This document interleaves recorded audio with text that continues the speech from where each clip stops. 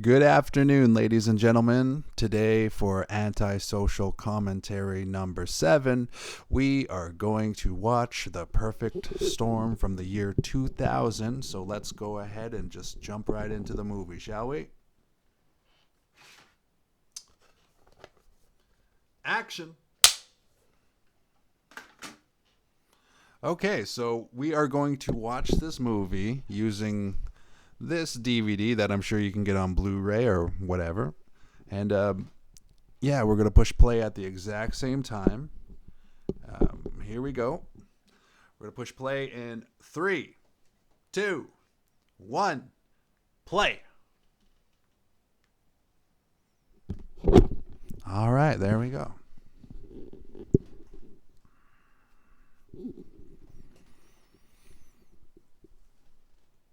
Classic Warner Bros. Pictures from the year 2000.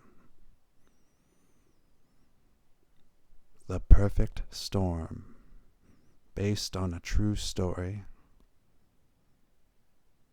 in Gloucester, Massachusetts. And this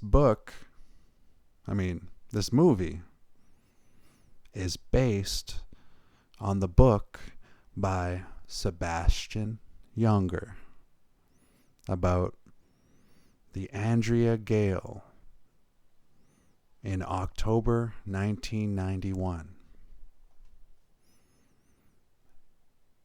And yeah, there's always been a special place in my heart for this movie for so many reasons. I'm just going to turn it up a bit here.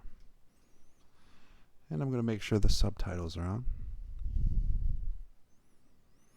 And now we have the Gloucester Wall of Fishermen past. Those are the names of all of the hardworking men who just wanted to take care of their family. I'm sure there's some women on there too. And they just wanted to take care of their families, do their jobs. And Mother Nature had other plans. And in Gloucester, fishing is a way of life.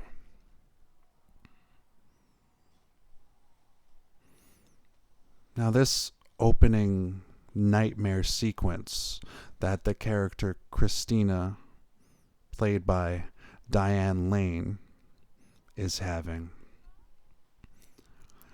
this is loosely based on the nightmares that author Sebastian Junger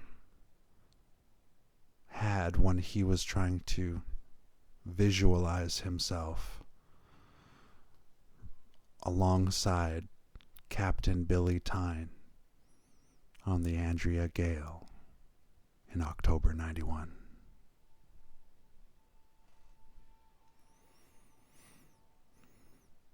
There she is, ladies and gentlemen. The legend herself, the Andrea Gail, the green one, next to the sister ship Hannah Boden. Fun fact about the Andrea Gail in this movie, the Andrea Gail is played by the F.V. Lady Grace. And in order to prepare for the role, I heard that the F. Lady Grace took a lot of classes, and no, I'm sure, but yeah, no, yeah, like it's the boat in the movie is based on the Andrea Gail. It is played by the F. Lady Grace though, but there we have the Perfect Storm title right there, baby. And then there's my dad right now.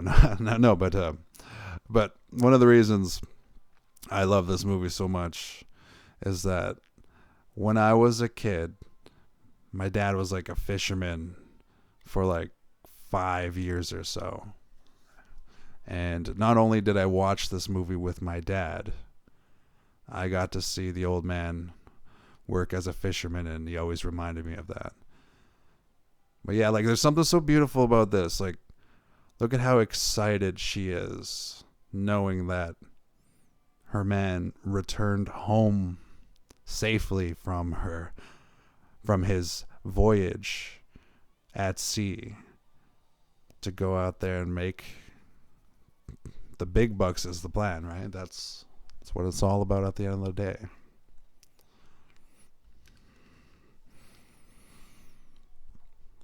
Like a lot of the fishermen in Gloucester, a lot of them, it is a way of life, and at the same time, a lot of them have to do it.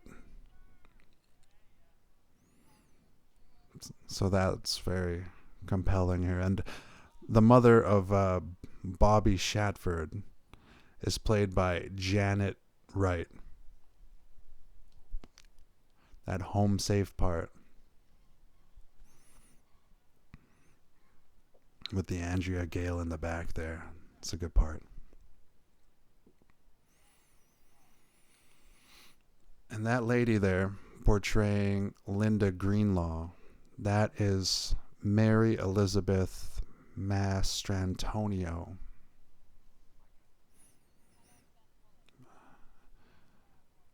And a couple of cool things about Mary Elizabeth Mastrantonio. She was in the movie The Abyss, directed by James Cameron, and swore off working with the sea forever. But Wolfgang convinced her to do this movie.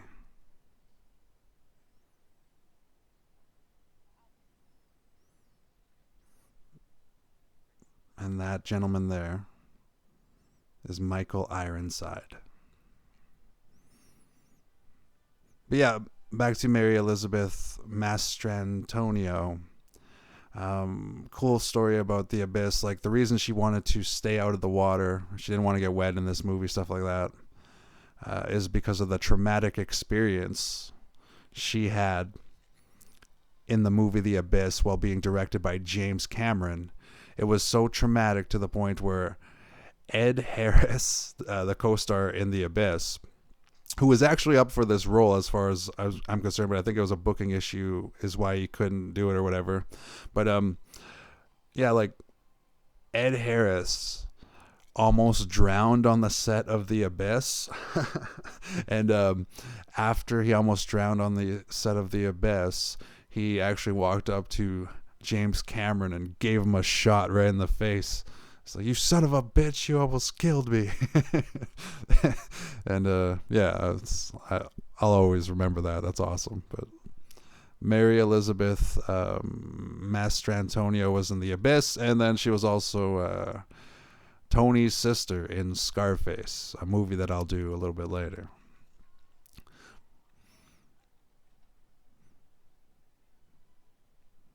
But yeah, that the fish that they use throughout this entire movie, like at the end of the movie, there's a credit that says at the end of the movie, there's a credit that says they didn't use any real living animals, so no living animals were harmed or hurt in the making of this movie.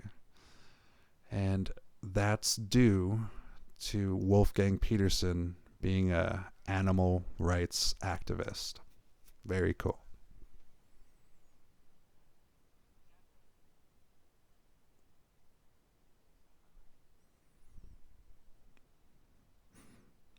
Right now, the author is depicting motive for the characters. In real life, I believe it was Linda Greenlaw, the real Linda Greenlaw, who said that the real Andrea Gail was very, like, it was always thriving when it came to the fish that they would catch.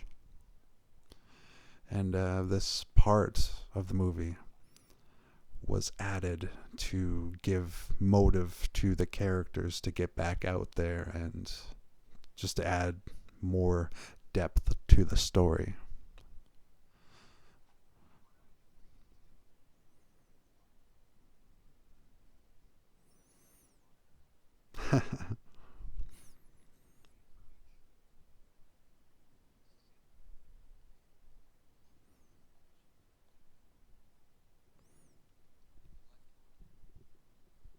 Mutiny.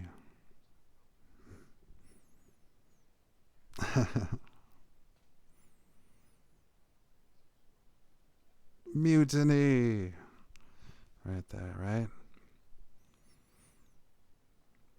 Dumps his old crew to go and try get more money with another crew. Yeah, that Michael Ironside, I like his character. I like the way that he's, he's the boss, yes, but this part here, this part right here, he like gaslights Captain Billy Tyne here.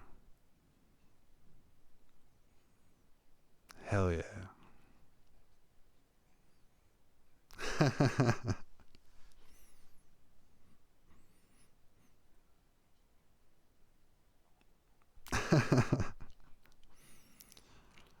But yeah, this part, this little smirk here that he gives.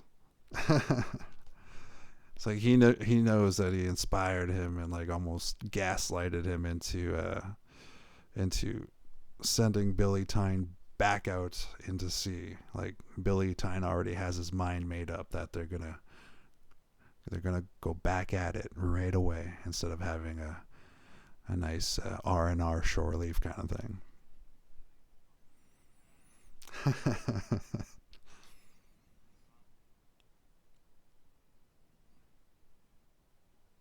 Plays such a good captain in this movie, dude.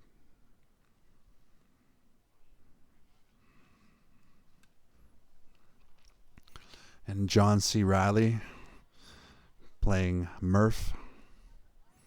Very cool actor. That actor, that's Bugsy. We'll get to him later, but I like the way he strikes out with those two women there.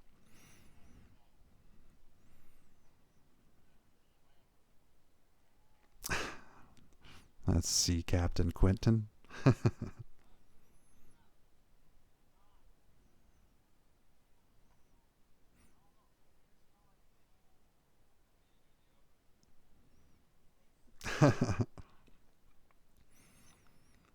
Yeah, Bugsy. Oh, that's Bugsy right there. He's a really good actor.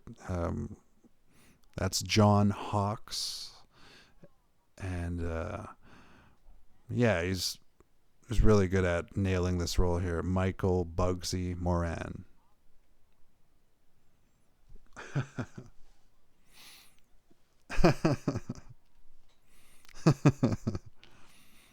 But yeah, the character I relate the most with is John C. Reilly's character here, Murph.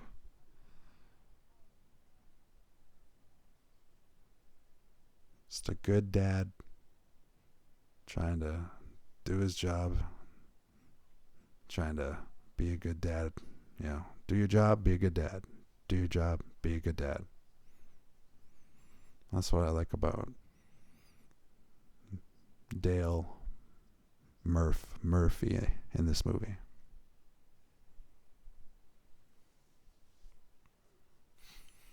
When I was a kid, I was trying to make my dad like a little bit like laugh when we watched this movie together, and I was pointing out how John C. Reilly looked a lot like Al Borland from Home Improvement. That's because I was like a like a 90s. Well, I grew up in the 90s, and yeah, he definitely looks a little bit like Richard Karn, the flannel and the beard, and yeah. But yeah, that's a good dad right there. Hell yeah. And Alan Payne is the actor playing Alan Pierre. They're shaking the lights right now, and I just love how the bar is cheering.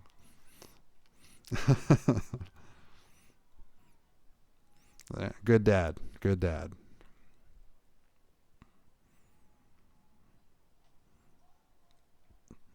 Of course, the captain can't have a peaceful moment.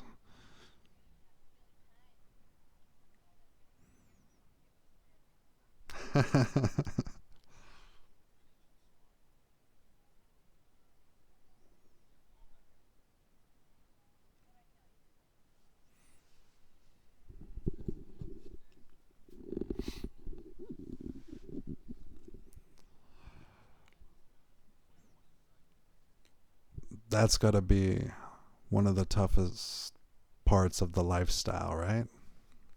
Just being away from home for long periods of time.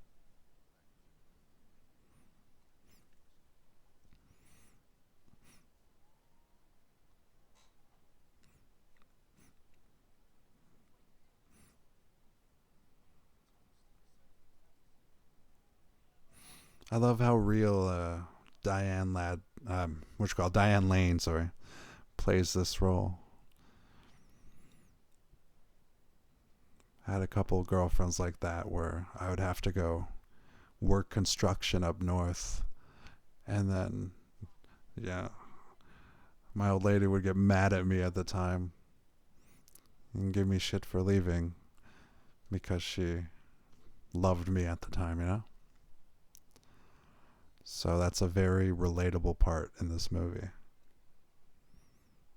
In fact, I guess you could say I'm Mark Wahlberg. No, it's joking. But yeah, the family themes in this movie are very realistic. Like this part.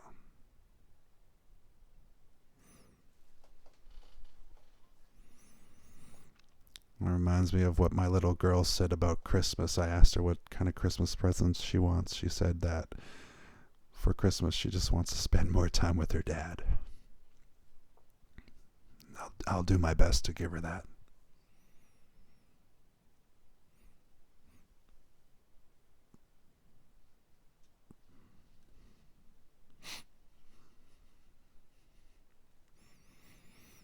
But yeah, the way she's taking out her emotions of loving and longing for this man here, like, that's very real, you know. We should all be so lucky to have a girlfriend like that, right? Who truly loves us and, you know, just can't stand to be away from us. I love Bugsy because he he keeps on trying to score, and a weird part of the story though is Bugsy always trying to score, and then Irene, that's the character, Irene Big Red is what her character's name is. She actually, according to records or something like that, like, she's not a real character. Bugsy's pickup line.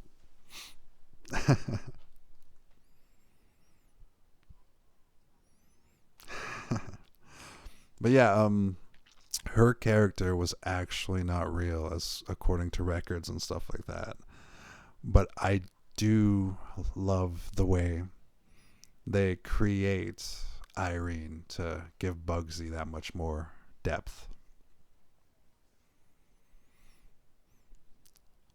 I would love to be a fisherman. You know, assuming I'd make it back safe, stuff like that. But yeah.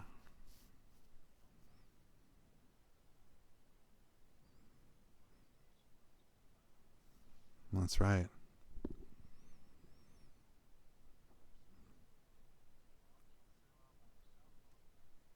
True that. Baby mama drama is real, ladies and gentlemen, and you know what? That's just the way life is sometimes. And right here we have a good dad trying to give his son some perspective here.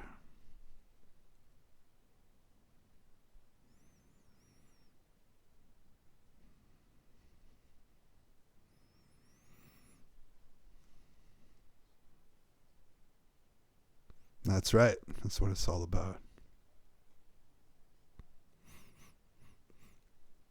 Like, I have babies with multiple women, and that's how it feels. I miss my baby boy, but I got to talk to him last week, and at the end of the day, you know, I just at the end of the day, you know, I just wish that my baby mamas are happy, And because I want to have kids and get married with somebody new, somebody else there. Because I want that. I hope that for my baby mamas, and I hope that my children have good step parents and stuff like that. So that's why Murph relates the most with me. But let's talk about this bar now.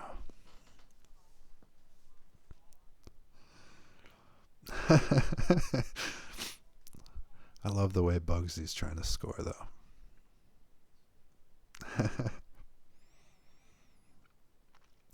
That's certainly Massachusetts attitude. But yeah, John Hawkes is in a movie. Just see her hands shaking like that when she's smoking the cigarette. Must be nervous for filming, but in a Wolfgang Petersen movie. Go figure. But John Hawkes, very good actor. He was in the movie From Dusk Till Dawn with George Clooney. So this is not his first rodeo with Clooney. And in the movie From Dusk Till Dawn, go see it, first of all. Go see it. But in the movie From Dusk Till Dawn, John Hawkes does the intro with Michael Parks, George Clooney, and Quentin Tarantino. And his role in that movie, it's fucking awesome. If you if you haven't seen From Dusk Till Dawn with George Clooney and Quentin Tarantino, go and see that. John Hawkes has a really good role there.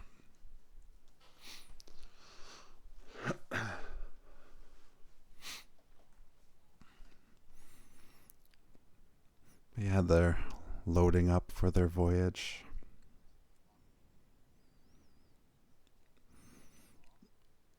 From what I heard, this will they, won't they part between Billy Tyne and Linda Greenlaw didn't really happen as romantically as it seems, but I do love the fact that they made it so romantic between them in a way, They both love the sea. They're both married to the sea. That's beautiful. And this monologue that Clooney's about to have, just give it a listen, dude. Just check it out. It's so good.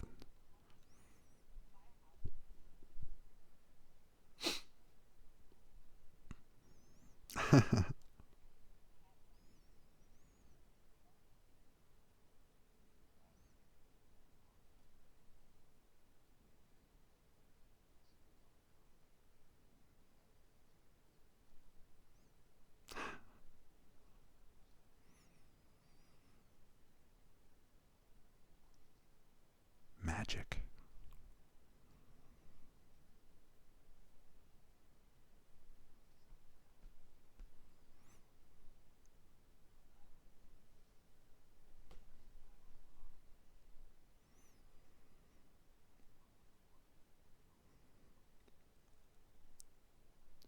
Poetry.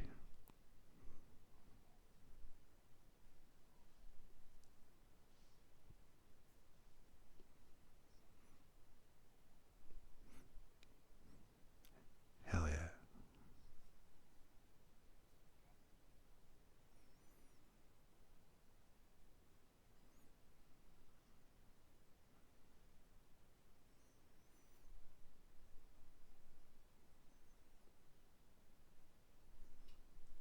I once wrote a poem about golf when I was a kid. That was as epic as that part, man. That was such a good monologue by Clooney. That's why Clooney has Oscars, dude. For Syriana and Argo. Hell yeah. And this podcast is dedicated to William Fichtner for his 69th birthday, November 27th.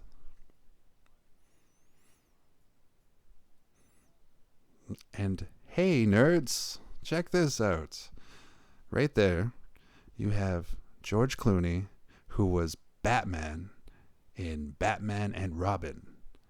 And then you have William Fichtner, who was in the movie The Dark Knight as the manager for that scene. That was That scene where he's screaming like, "What do you believe in?" Stuff like that. And like the Joker crew is like robbing the bank, and then Joker comes up to him and he's like, "I believe whatever doesn't kill you simply makes you stranger." Like that part, that's the part that William Fichtner is in with Heath Ledger in The Dark Knight. So there's your two Batman connections in this movie, and I'm sure there's more, but those are the two main ones. And that's that's for the nerds who love Batman out there as much as I do. And honestly, guys, like, even though Batman and Robin, like, critically and like by the nerds, it was slammed for being like just a cheese fest and all that stuff.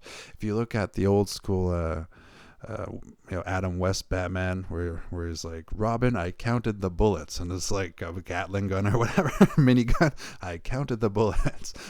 If you look at that, and then you look at Batman and Robin, I see what Schumacher was going for, but I understand why they hate on it. But I saw it when I was a kid, so I like Batman and Robin just a little bit. Sorry.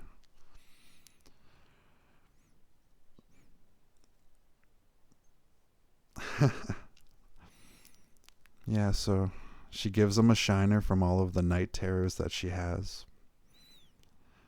Like woman's intuition, I suppose, is what Sebastian Junger gives the character, Christine.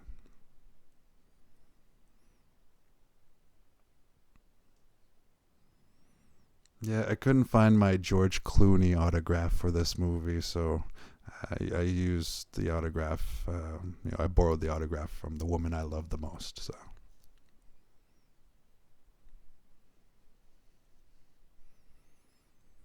and the woman I love the most, the man she loves the most, is Mark Wahlberg. Yeah, she's the best. Anyways, okay, back to the movie here.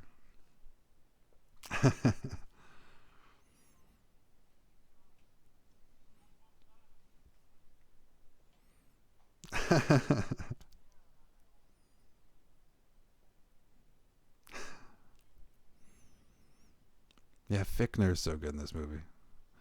And fucking John C. Reilly just dogs him the whole movie. Or almost the whole movie.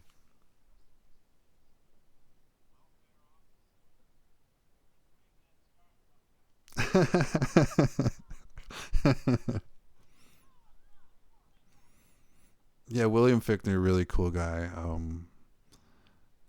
It's his birthday today. Happy birthday, William Fichtner. And when it comes to Fichtner, when I was a kid, he would always remind me of my cousin Ryan. And, it's because he's a cool, tough guy. And, yeah, that's it. And with all due respect on that, right? So just happy birthday, William Fichtner. Hope you have a good 69th birthday. 69. Okay, but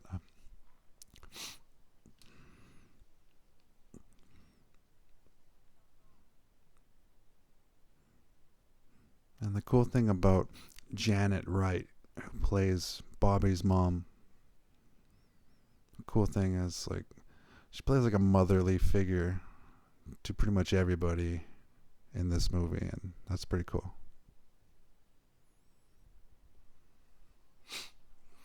And right now they're leaving the crow's nest. I can't remember if I said this, but to prepare for the role, Mark Wahlberg actually slept at the real crow's nest. Now, in the movie, the crow's nest is like right on the dock, off the pier or the wharf or whatever the heck it's called there. Like, in the movie, it's right there, but in real life, the crow's nest is deeper in town in Gloucester, like on Main Street. But I love the way it looks there with the crow's nest right next to all of the ships in the port.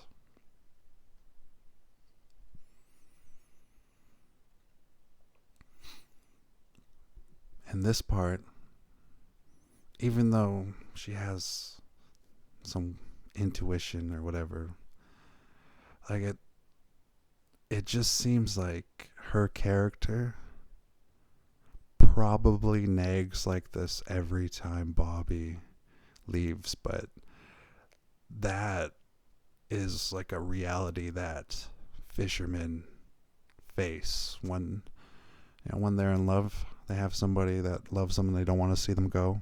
That's a reality they face every time they go on a voyage. So I love that authentic depiction of the life. And then here's why I love the fact that Irene was created. Just to give Mike, Moran, Bugsy that much more of a good place. That part right there.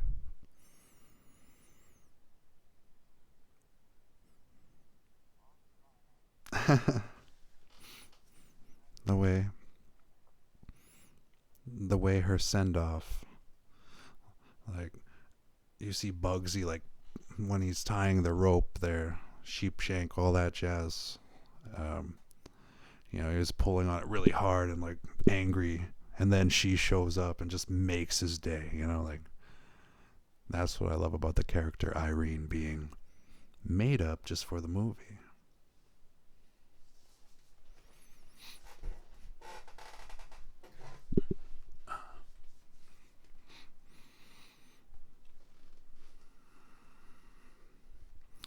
Yeah, that Dianne Lane is a sweetheart, or as they say in Massachusetts, sweetheart.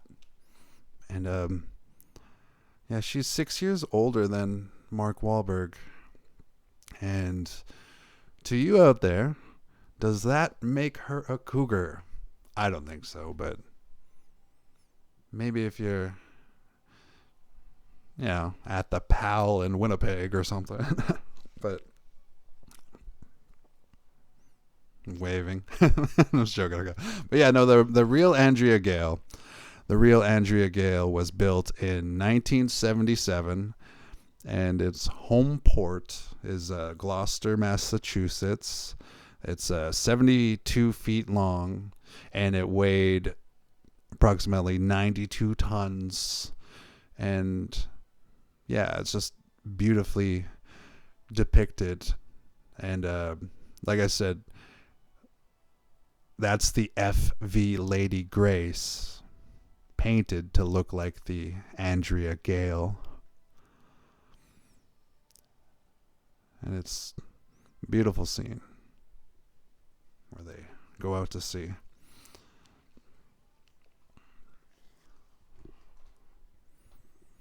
And, I can't remember if I said this as well, but Wolfgang Petersen, like he has experience with movies in the water, like Das Boot. I only really know Das Boot from the movie Beer Fest. In the movie Beer Fest, they have this big drinking glass that is in the shape of a boot, and they scream Das Boot. Check out the movie Beer Fest with Das Boot in it. But like I know what it's about, like the Wolfgang Petersen movie, but that's what I think about immediately when I hear Das Boot. So Wolfgang has that, and then another ship movie that Wolfgang has is Poseidon. Poseidon was a really good movie as well. I only saw like the remake with like Kurt Russell and like Freddie Rodriguez and all that stuff there, but like I really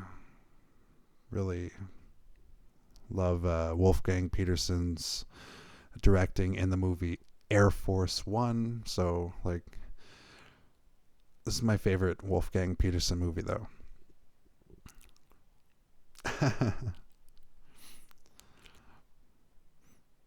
But yeah, Wolfgang directed the old Poseidon. And as for actually, I'm gonna look it up. I'll see who directed the new Poseidon movie. Poseidon movie.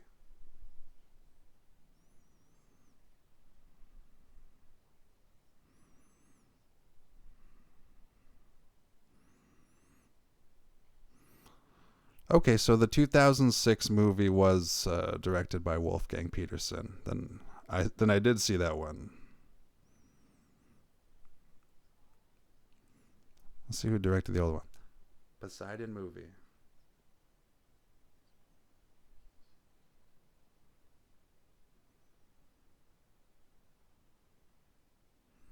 Ronald Neame directed the original one.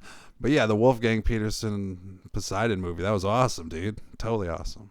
But yeah, what he said about the sea, Wolfgang, he said that there's something mysterious about the sea. It has no limitations. If you go out there, your dreams and thoughts go on forever. That just shows how poetic Wolfgang Petersen is.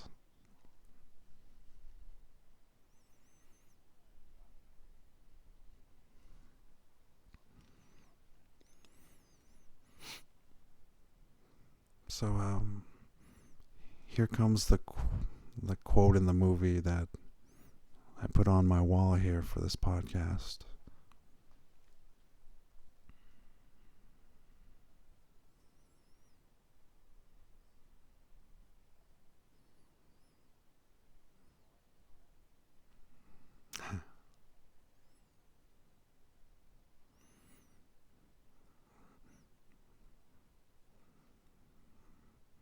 But yeah, I like the quote coming up here.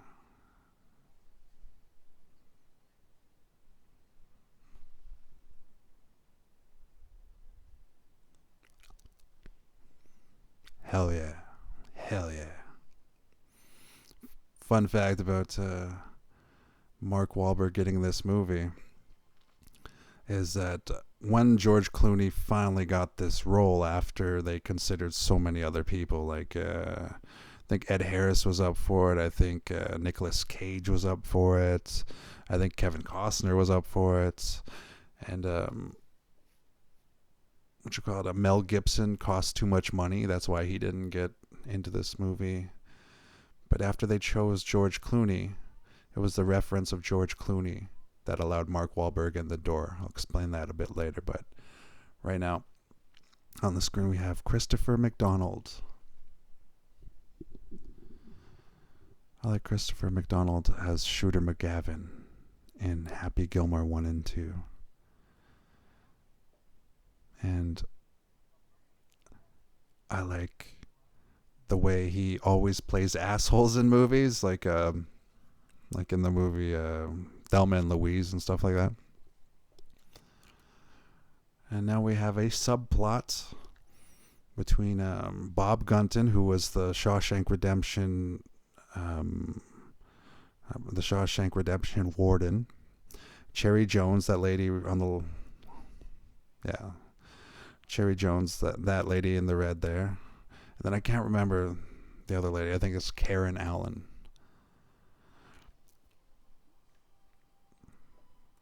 But yeah, just it's a who's who of Warner Bros. Studios, like, A to B list actors here. So it's another reason to love this movie.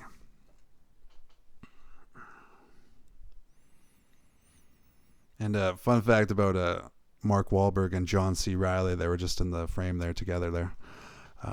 They were in the movie Boogie Nights together. They both had like key roles in that movie, and yeah, it's just cool to see them working together again,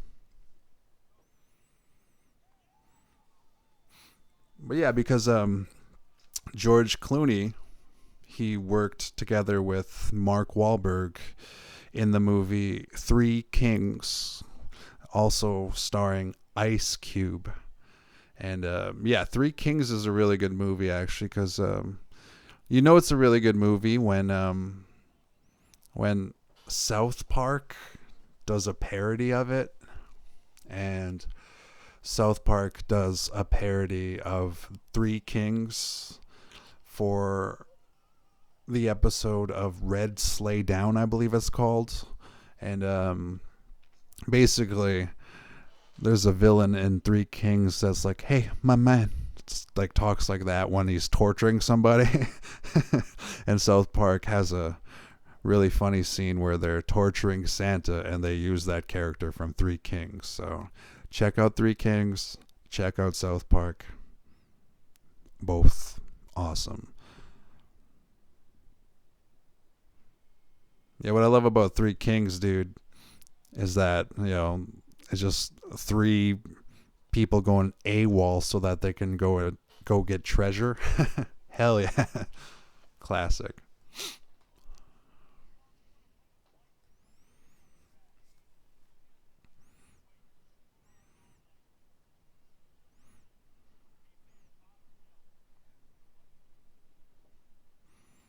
Oh, fuck. Like, I know Sully's screwing around a bit, and it's a serious job. But Murph is just riding him hard. It's dogging him.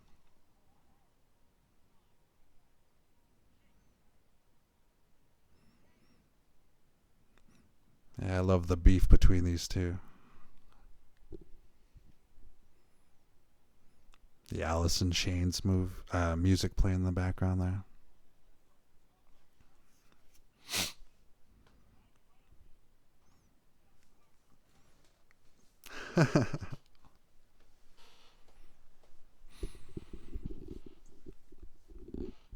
Yeah, so William Fichtner is 69 years old today, and my favorite movies with William Fichtner: Armageddon, The Longest Yard, The Perfect Storm. Um, in the movie Blades of Glory, he plays a Darren. I'm a Darren. We relate. I'm practically William Fichtner. Okay, I'll stop saying that. But happy birthday to William Fichtner.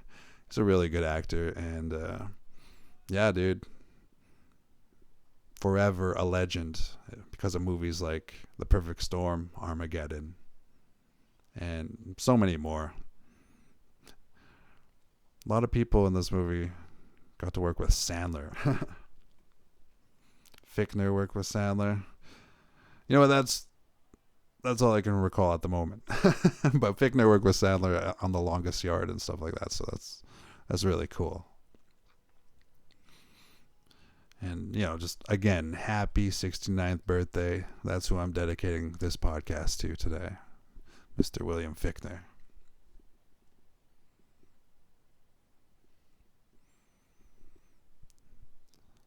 And right now, Sebastian Junger, the author of this book, is starting to paint a picture of motivation for the characters.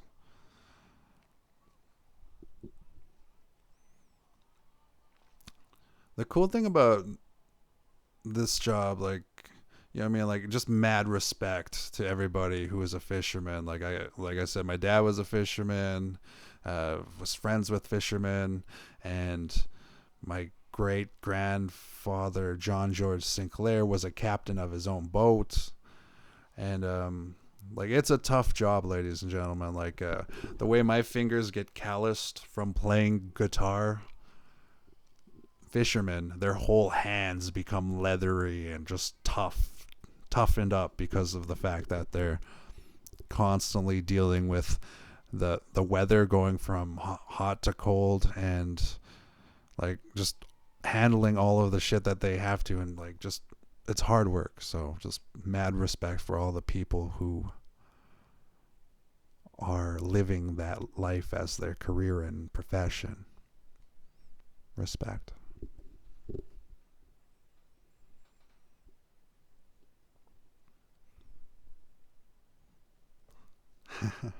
That's sweet. It's always so sweet when your girlfriend gets along with your mother.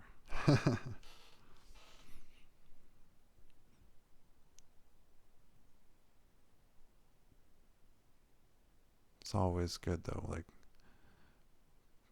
you have a girlfriend and she gets along with your parents, it's half the battle.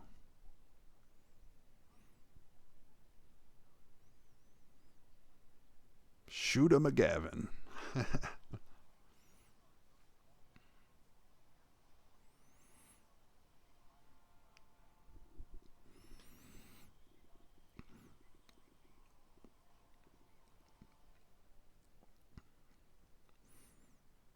Yeah, I love the contrast of the container ship being in the storm and then to these hard-working fishermen just out trying to make money for people they love and the bills they gotta pay in the nice weather right now, right?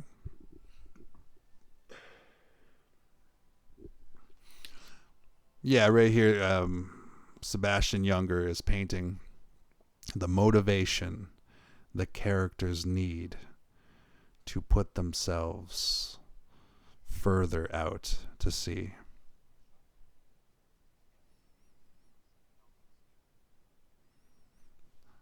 That's Alan Payne playing Alfred Pierre. And when he said, "Skipper, don't get scared," what I like about his character is that he believes in his captain, you know.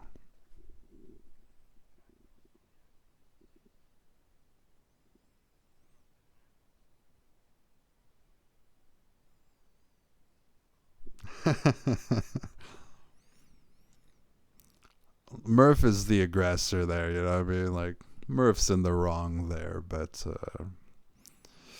you know, shit happens, like emotions flare when other guys that's, you know, and your baby mama and all that jazz. Emotions get wild and crazy, and, yeah, once in a while, people start shit. But I love the Murph and Sully beef. It's one of my favorite parts of the movie. I'll explain in a bit here.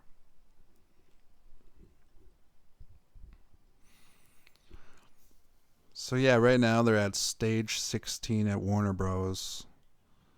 And they built the ship on a platform, and the ship is like 150,000 pounds, and it's on a hydraulic axis, like a 6-axis hydraulic mechanism to simulate being at sea. And it's really good.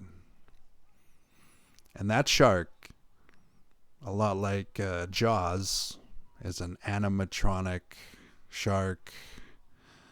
And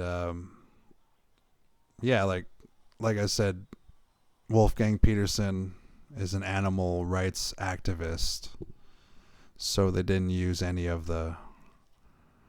real fish or anything like that. So no animals were harmed or killed in this movie. Very sweet.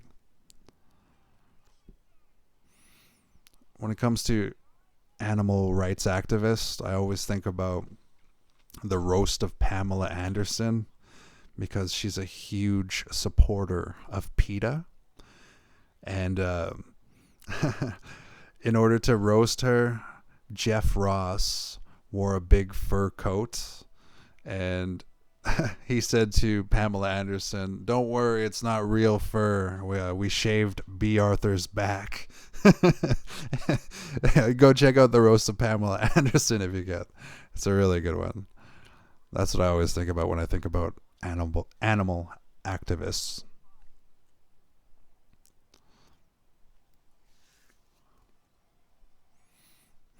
Yeah, Hurricane Grace. Hurricane Grace is what you call it there, Category 3, and Hurricane Grace, like before the perfect storm part or whatever, like that caused like $500 million in damage. That Hurricane Grace.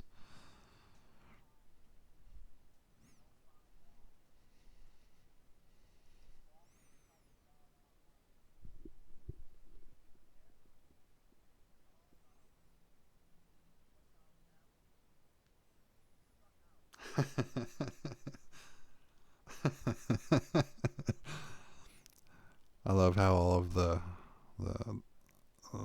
has any more patience because they're all pissed off that they're not catching as much fish as they had hoped there. And Bugsy's just trying to make the best of it, you know? Writing poetry.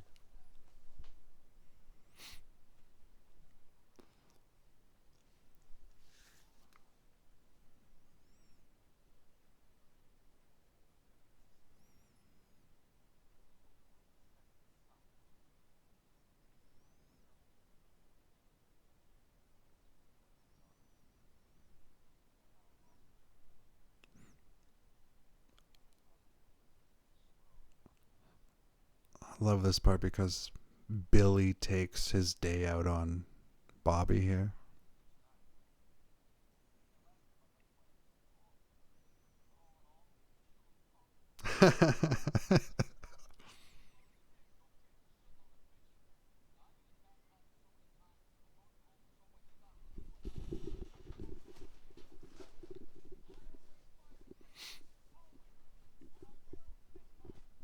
Hell yeah. That's why Clooney's one of the best actors there is, man. Hell yeah.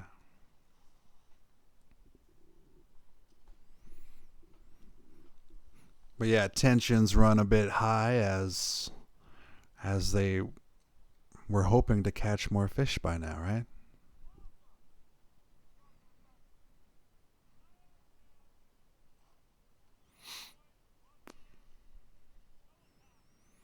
So everything here kind of leads up to what's about to happen here when the captain says make it closer. He's talking about attaching the fishing lines and the bait and having them closer, make it a goddamn banquet, right? Like you add up that with the fact that Murph is focused on belittling Sully, and then Sully falling down with all the glow sticks. Then you get this. Cause and effect. Love it.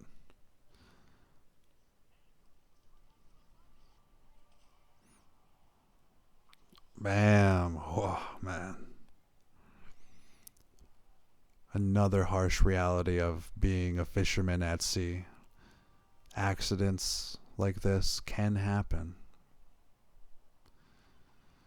And here's what I love about the Murph and Sully relationship.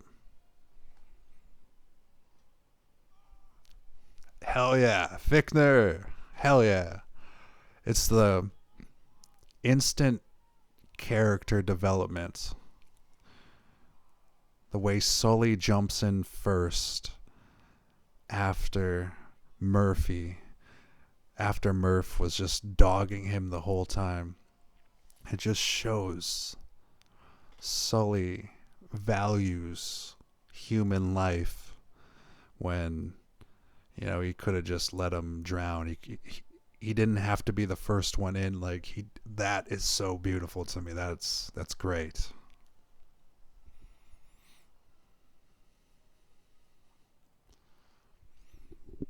And yeah, this is why I love the Murph and Sully relationship, because there's an instantaneous character development that happens for Sully when he sees that Murph goes overboard.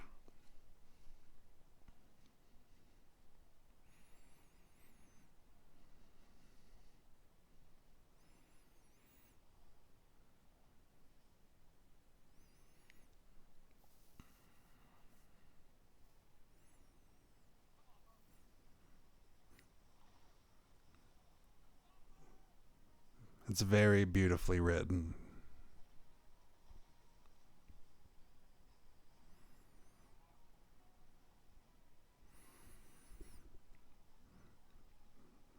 Like how people can set aside their differences when it comes to the health and safety of one another, you know? Like sometimes when people dog you and hate on you and stuff, and then you hear that those people have like health problems or whatever, then you kind of like start to realize that they're just as human as you, even though they don't really treat you that well. And it's just neat to see that in this story. And the concern of Sully, you can hear him say, "Come on."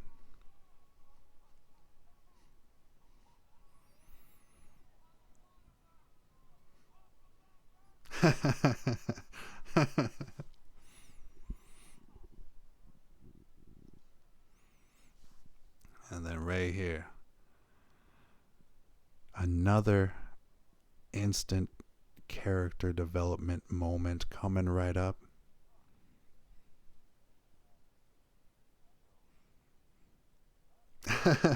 Tetanus.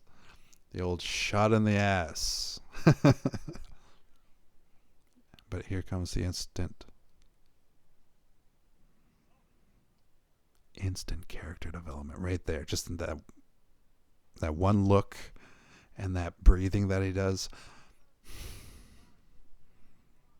Instant character development.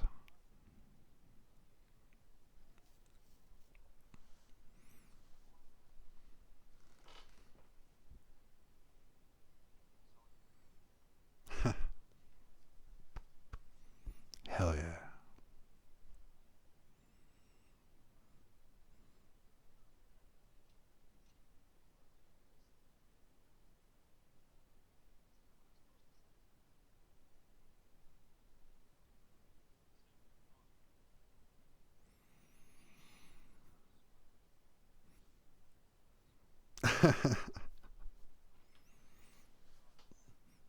And that's one of the reasons Fichtner always reminded me of my cousin Ryan, just a stand-up guy, like in all of the movies he plays, and just nice guy and at the same time tough guy. Hell yeah.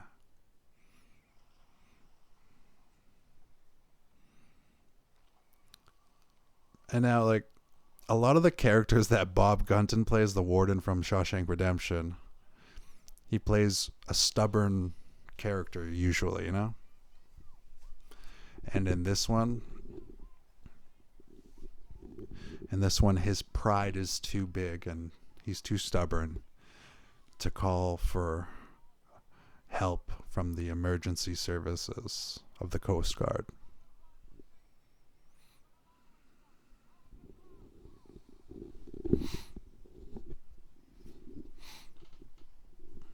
But yeah, that one lady on the boat, the one in the red there, what's she called?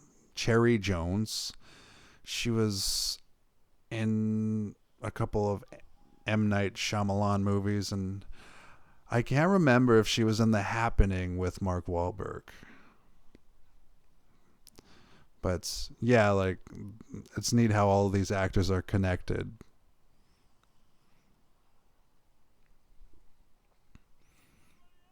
But like back in the day, being on the payroll of Warner Bros. Studios, that must have been fun to say the least.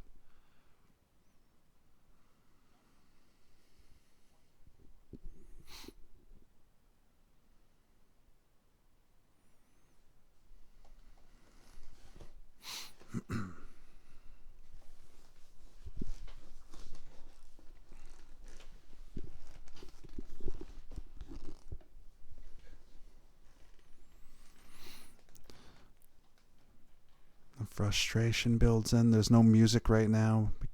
I always considered music as like the seventh character on the Andrea Gail.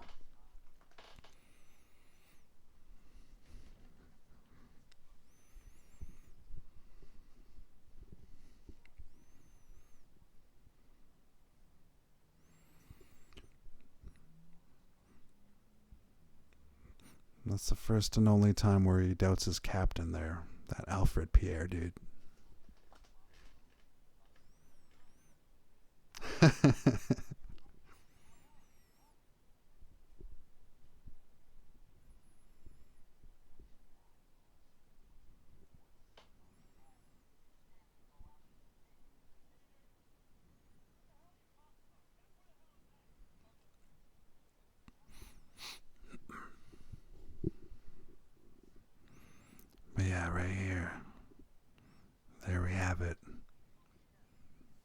motive to make money, take care of people you love, pay the bills.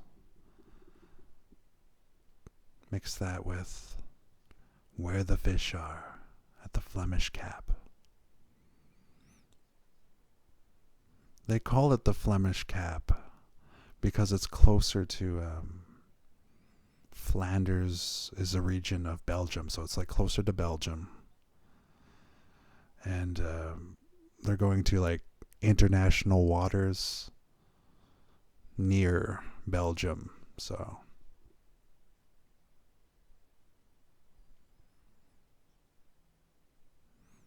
their backs are painted against the wall.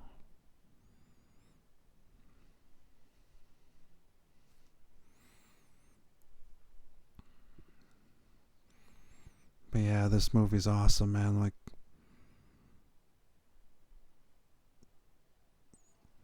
overcoming adversity, and then like the reality of having to pay the bills. It's everything adding up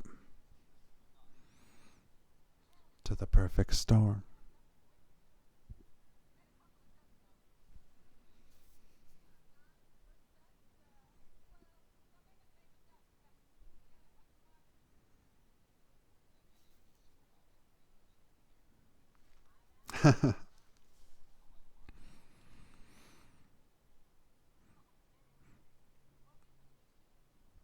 But yeah, that Mary Elizabeth Mastrantonio, she plays Linda Greenlaw so well in this movie.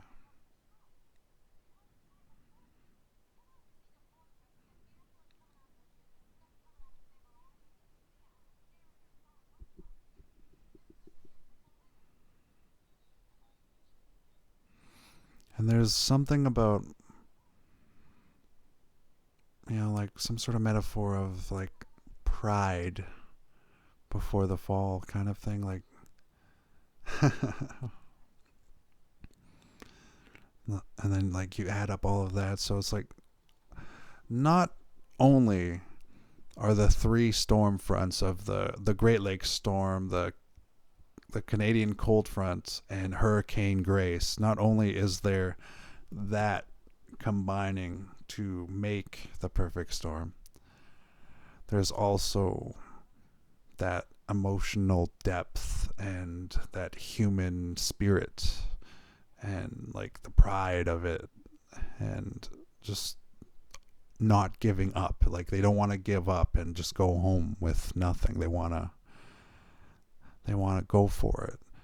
That also adds up to a metaphor of the perfect storm as well. So just written on so many layers and levels by Sebastian Junger.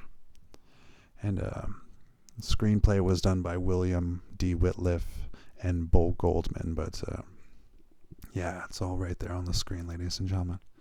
And that captain, always always reminded me of the sea captain from The Simpsons. You know, like what's a good moment from The Simpsons there? Arr, that's Handsome Pete. He dances for nickels.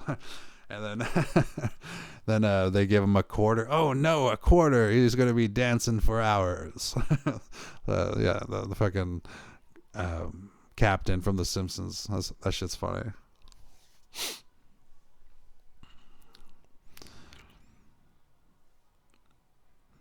But yeah, like the fish, like, you know, they spent $140 million making this movie, right? So after you pay the actors and the crew members and the, you know, all that shit, like, I wonder how much each of these fish costs to make.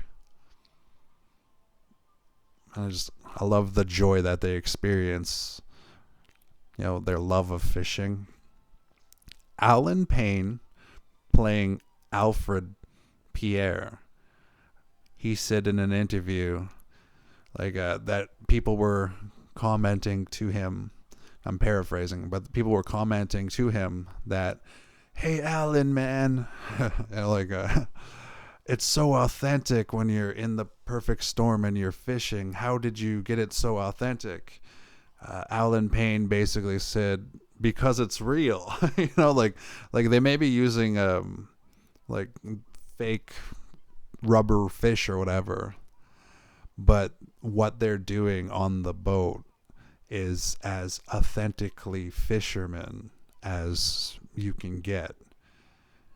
And that's due to the directing of Wolfgang Petersen and how much attention to detail he has as an artist and filmmaker, brilliant filmmaker.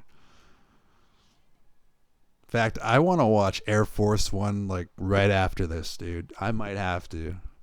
Harrison Ford, who was also up for the role of Billy Tyne, but I think he was filming something else, like What Lies Beneath, and he couldn't do this movie because of that. It was what I heard, and yeah, like Air Force One with Harrison Ford as the president and Gary Oldman as like the fucking. I love when Sully kisses the fish there, but yeah, Gary Oldman as the fucking villain in Air Force One. Like, God, that's such a good movie by Wolfgang Petersen. And for me, it goes to The Perfect Storm, and then Air Force One, and then like Poseidon, and then yeah. I rewatched Das Boot. I saw when I was a kid, but I can't really remember too much of it. But he's a really good director, and yeah, absolutely.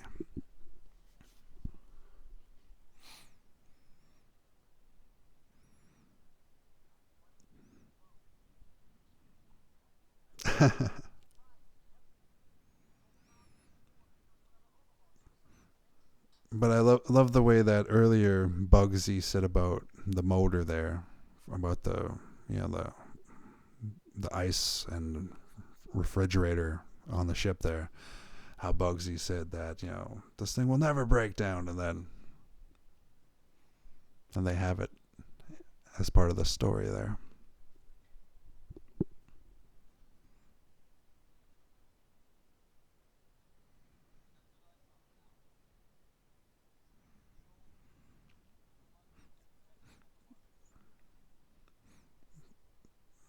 So from my understanding, like a lot of this was a speculative narrative for what might have happened with the Andrea Gail and stuff like that. And there was actually a point in time where the families of the real Billy Tyne and the family of Murphy, like they actually sued the filmmakers, and eventually the filmmakers won in favor because of the fact that it's freedom of speech kind of thing. So this was artistic enough that they didn't really have a case against the freedom of speech of it.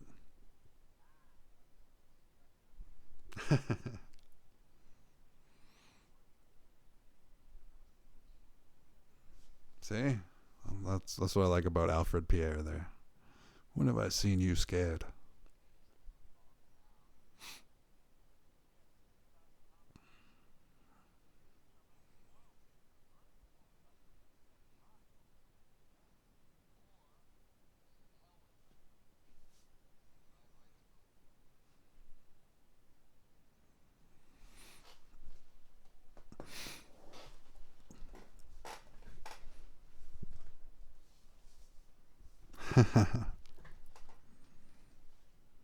Love that.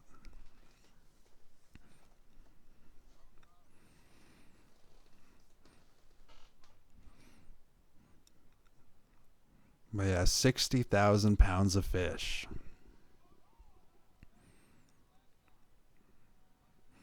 The story arc of them pursuing just an excellent catch. And then when they finally get that catch, this. So good, man. Such a good movie.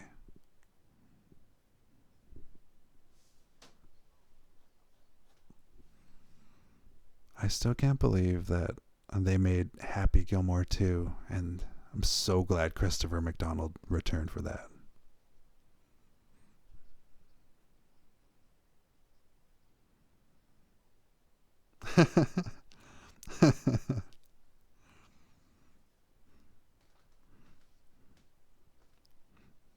I love that redhead in the back there, though, like when he's so passionate about it, and she's like, "Oh, yeah, that's nice."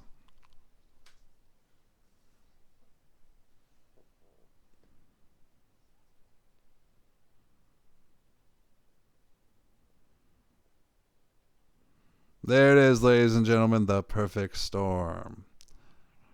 And this part when they're staring at the sky, dude, like, and you see the sky in the back there. There's a story written online from a friend of mine, my friend Bob, and he wrote this story called "Upon the Shores of Jennifer." And when I read "Upon the Shores of Jennifer," the storm that they're looking at, the storm that they showed, a couple moments ago when Shooter McGavin said the perfect storm.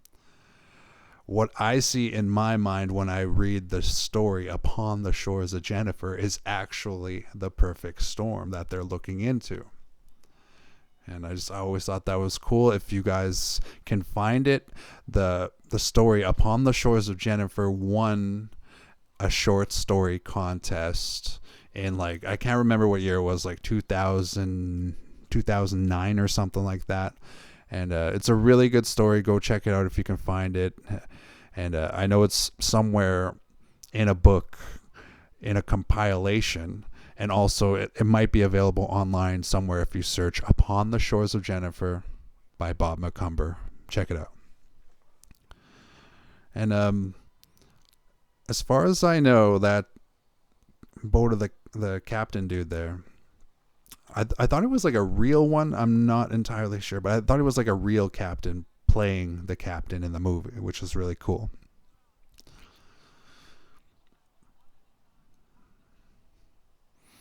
And we have that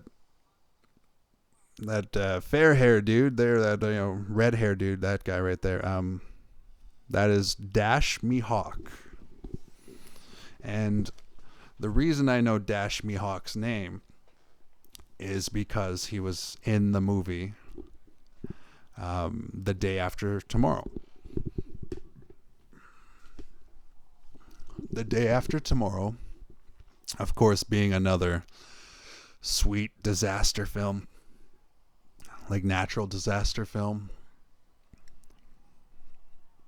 But I love The Perfect Storm more than The Day After Tomorrow. And the reason is simply the effects in The Perfect Storm are a perfect combination of practical effects in movies and CGI effects in movies.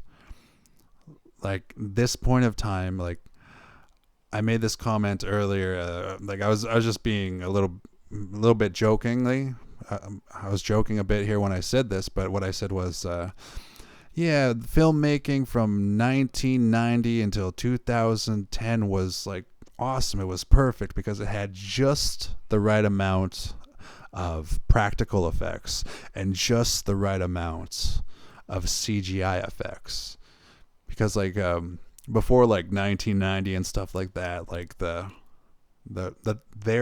type of CGI was like they would splice in like a painting or something like that. Like, for example, when we watched the movie The Thing, 1982, we saw Kurt Russell and all of them like climbing down towards the spaceship. Like, I think that was a painting. And then when you watch the movie Star Wars, the first original movie, A New Hope, I believe it was there. There's a ton of scenes where it's painted, like it's a painted background. Like there's a bunch of stormtroopers in a row and like the spaceship of the fucking their Empire dude and all that stuff. Like, that's a painting spliced into it. And then as far back as like something like Gone with the Wind. Gone with the Wind has paintings in the background from like 1939 this movie was, or something like that. I can't remember. But Gone with the Wind is such a fucking good movie, dude. But like, yeah, like they have paintings spliced in and stuff like that. So like from 1990 until about 2010, instead of splicing in paintings, they were able to use green screens and blue screens to emulate like the perfect looking background. And that's why I made that comment just a little bit facetiously, because of, hey, let's face it, before 1990, there are so many goddamn good directors making so many good movies, like Stanley Kubrick, Francis Ford Coppola, which called Mario Brava, like, you know, just so many directors to list. I can't name them all. And like, they use nothing but practical effects and paintings and stuff like that, or miniatures and sculptures and things like that. And after 2010, it just seemed like computer generated effects, like it just seemed like they went way too intensely fixated and focused on computer graphics. And for 1990 until about 2010, there was like a perfect medium of practical and CGI effects. And that's why I made that comment. But I mean, there's still films, you know, before and after 1990 and 2010 that are just phenomenal, awesome movies.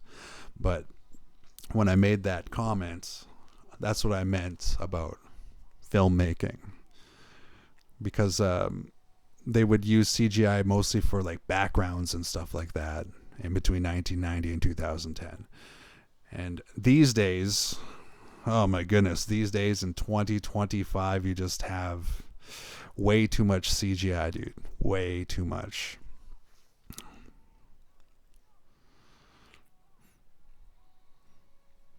But yeah, the effects team for this movie,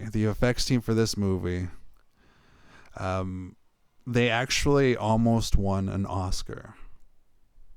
And, oh God, I love this transition. Look at that. Look at the effects on this transition here. This is, for a movie made in the year 2000, it's rendered so nicely, so neatly that you buy into it. Like, look at those waves. Those are real. You know, like that's how it conveys.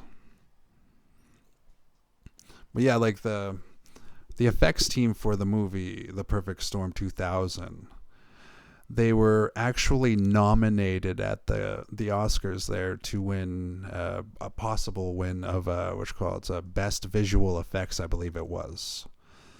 But unfortunately, the same year that this movie was nominated, who did they have to go up against? Gladiator, dude. And when your movie is going up against Gladiator, 9 times out of 10, Gladiator is gonna win. Gladiator won so many goddamn Oscars that year. And I watched another 2000 movie from my podcast, Antisocial Commentary, and that movie is called Almost Famous. They actually won Best Original Screenplay that same year that The Perfect Storm was nominated, and the same year that Gladiator won all of those awards. So as you can tell from the movies that I am making commentary for, as you can tell, like, I grew up in the 90s like a 90s baby, you know? So yeah, like, that's where I love movies from the most, because that's what I grew up watching. And to a certain extent, we are of our time.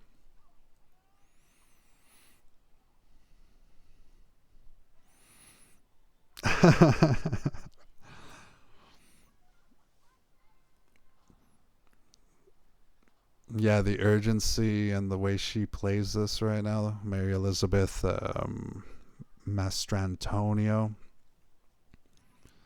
the way she plays it is so good. She's crying on the inside, and then in a way, she has that brief moment of despair before going back to her like professionalism, and then he finally tries to communicate, and just, oh man, so good.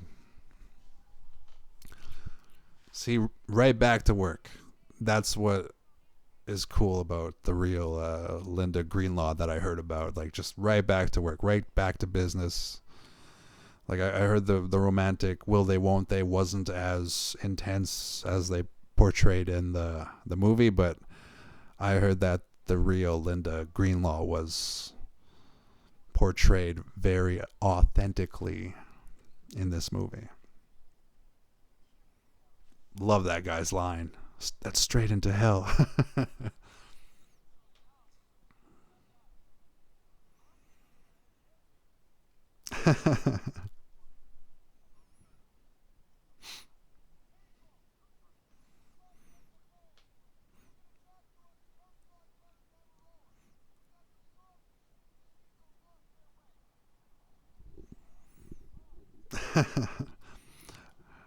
Yeah, I love their you know what I mean, like emergency medical services from the Coast Guard and stuff like that. Like, that is an absolute reality. That is an absolute necessity for, you know, like the human spirit, human race. Like, we fish. We love to fish. We want to go out to sea. We want to catch as many fish as we can and stuff like that, right? Like, that's part of their lifestyle as fishermen. So the Coast Guard having to do that is very necessary, right? And I love that part of the human spirit to save one another.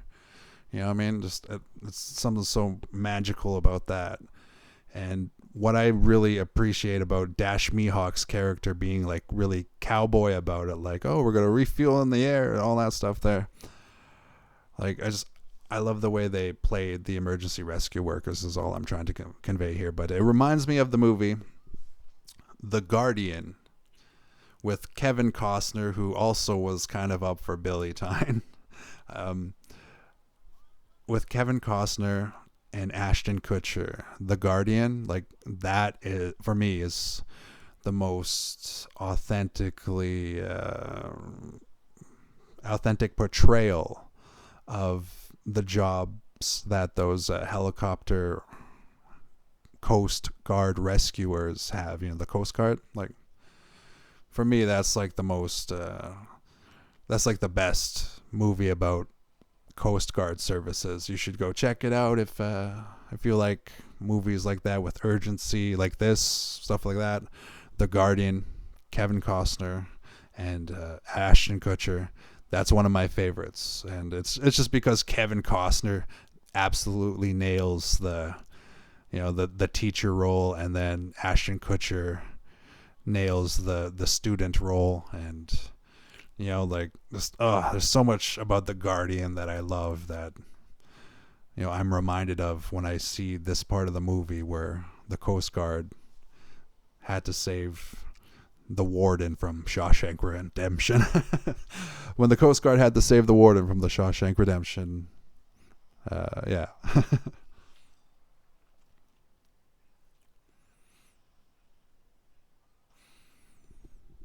Yeah, like they use like tons of water pumps and tons of water tanks to dump water, and man, it looks really authentic. Wave machines and all that stuff.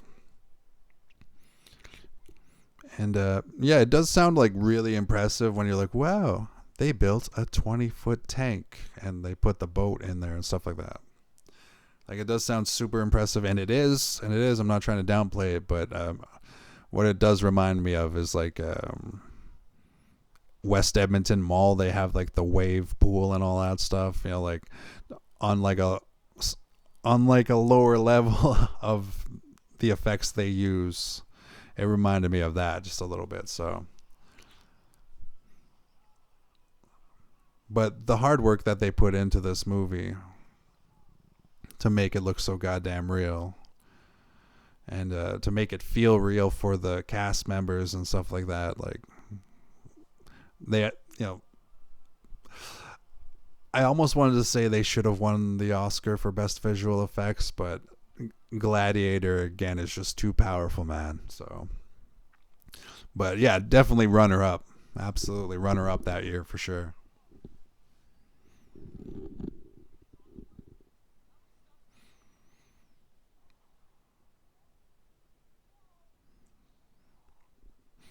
Yeah, the sweetness of Christine getting an apartment for her and Bobby to live and make babies in. Like, Jesus, that's so beautiful, you know. Wish I had a woman like that, you know. Just go to work and then come back and she's like, yeah, I bought a house. That'd be cool.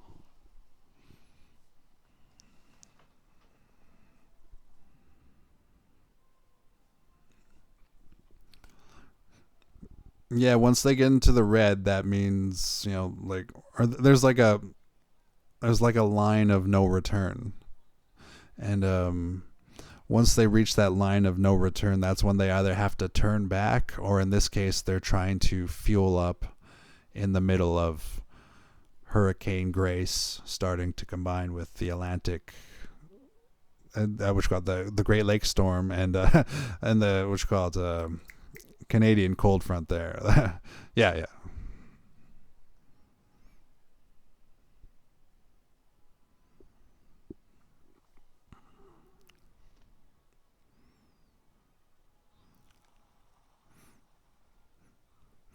Yeah, too much turbulence to make a connection between the fuel line there. Like, every little, every subtle thing working against these fellas there. But the whole time, Sebastian Junger, who wrote the book about this, the whole time, you know, it's still like the human spirit overcoming adversity. So the parts where that slams down like that, because it was too dangerous for any stuntman to play, or George Clooney to play his own stunt or whatever. Like, it was too dangerous. So that's one of the times where they actually used a CGI version of George Clooney. CGI Clooney.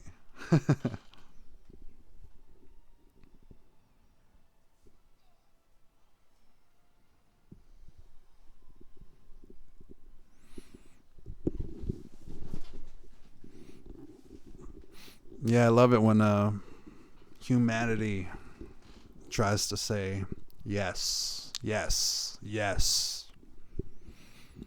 But then Mother Nature just has to say no once. It just shows us how we are always at the mercy. Right there, that's CGI Clooney. But we are always at the mercy of Mother Nature. And at any moment in time, Mother Nature can destroy us for real. Like, it's November 27th, 2025. You know, like, this year we had like Texas floods. There's a volcano that recently erupted. CGI Clooney. But yeah, they cut to that close up to make it look more real. But yeah, that, like, this year there have been lots of natural disasters, like, and there was like wildfires and all that stuff. Mark Maron actually does a really good bit about the wildfires in his new special Panicked. Check that one out if you can. It's on Crave TV.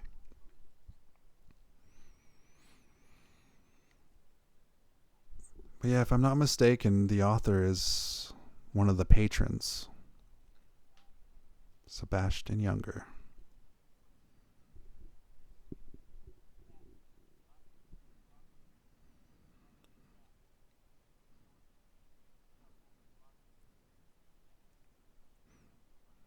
Yeah, Dianne Lane does that so well.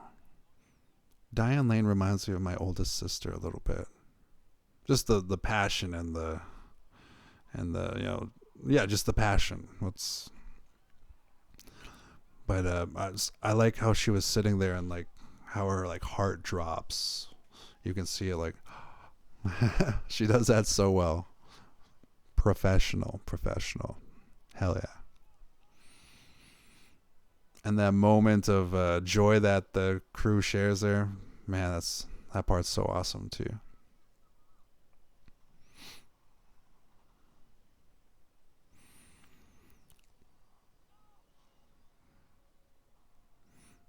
Man, I always wanted to learn to fly a helicopter, but it's not on my cards, I guess.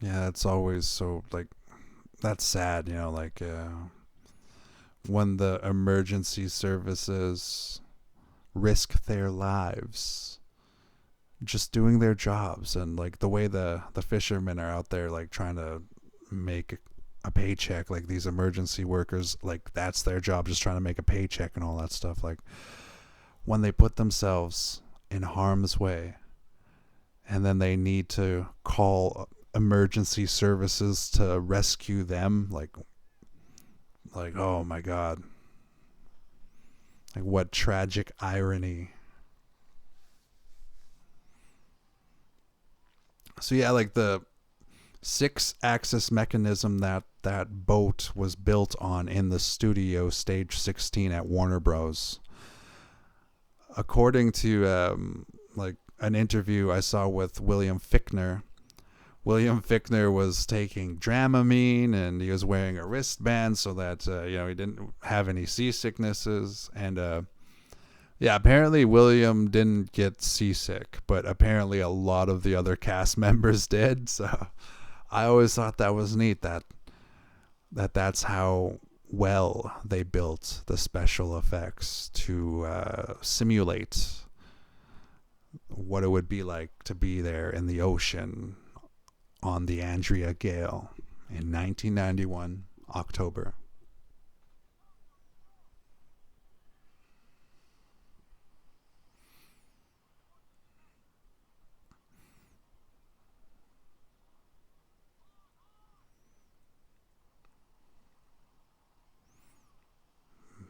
Damn. Yeah, the helicopter, what you call it, tried to lower down, so that it's safe enough for the rescue workers to jump out of it. But during this time of the perfect storm there of Hurricane Grace and those other cold fronts meeting and stuff like that, the waves were reportedly like a buoy recorded the highest wave at like 100.2 feet or something like that. So like the waves were just extremely high up, and like it's awesome. I can't remember if it was 100 feet or 100 meters. Probably 100 meters, but yeah, like a buoy recorded that it was like 100 meters or something like that high.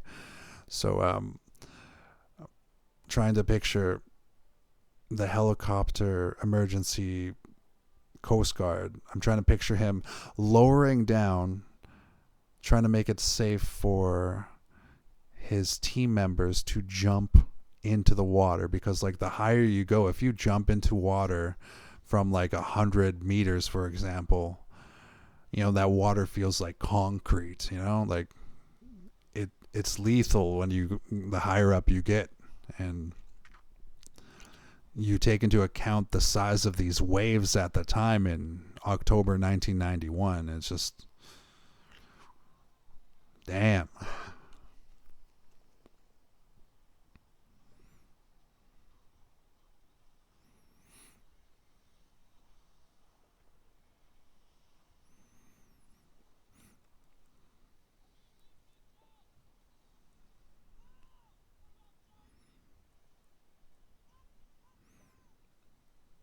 yeah, respect to all of the Coast Guard workers and emergency rescue services.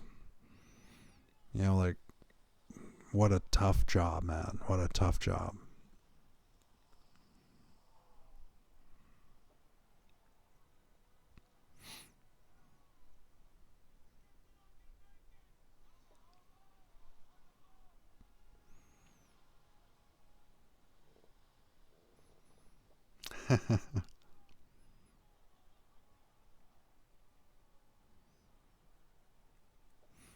What a cool job.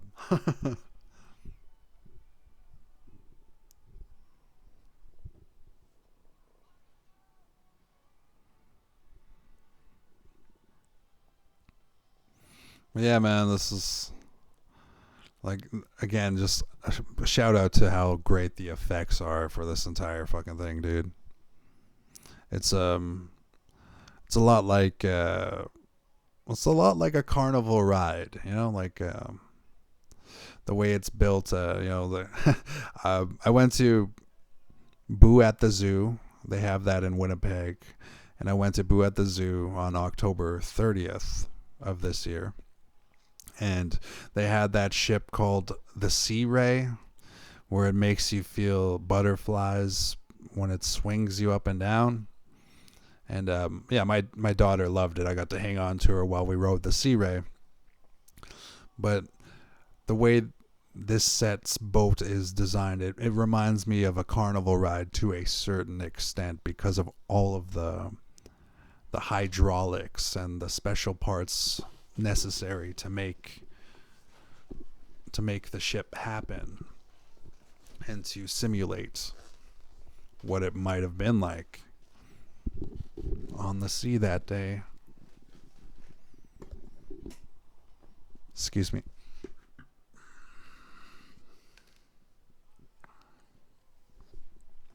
John C. Reilly, when he went into stage 16, one of the quotes he said about when he saw the effects and all that stuff, one of the things he said was like, with this movie, it's like they're reinventing the wheel when it comes to the special effects. And it's all right there on the screen.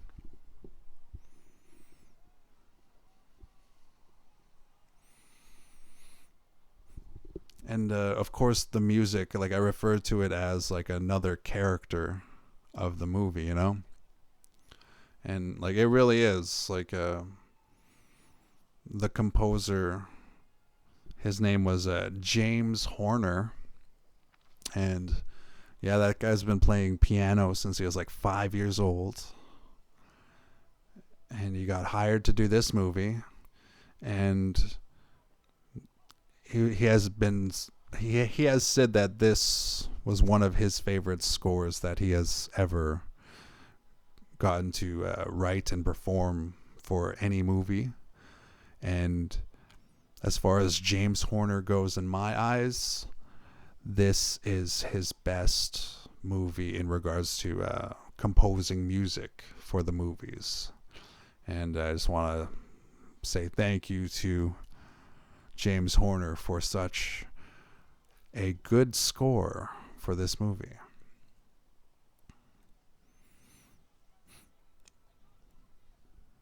Dash Mahawk.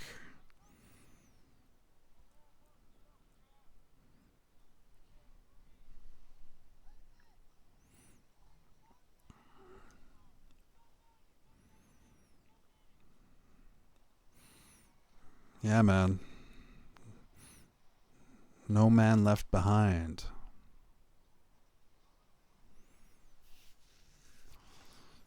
And this moment here. This moment right here, like everybody's just defeated looking and they're looking towards the captain right now. Like, come on, Captain. What do we do, man? Like, what are we doing here? Just the way the look says it all, you know? They just wait for him to say it here.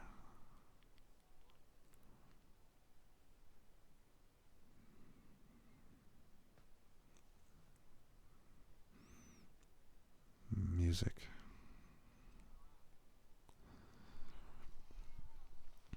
That moment of defeat followed by the captain trying to inspire them into, we're going to get out of this storm, guys.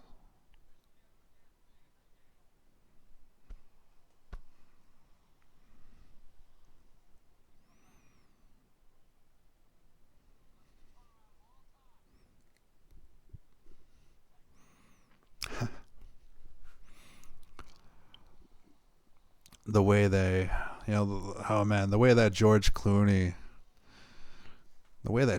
is in this entire movie is just so awesome, dude.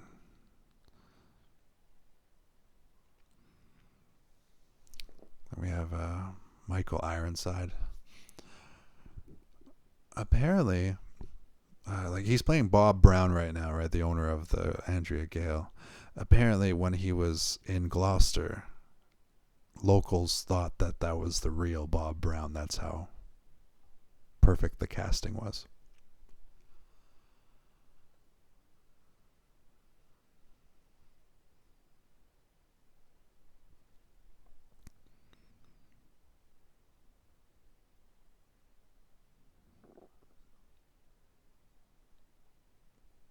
He's a damn good actor, Michael Ironside.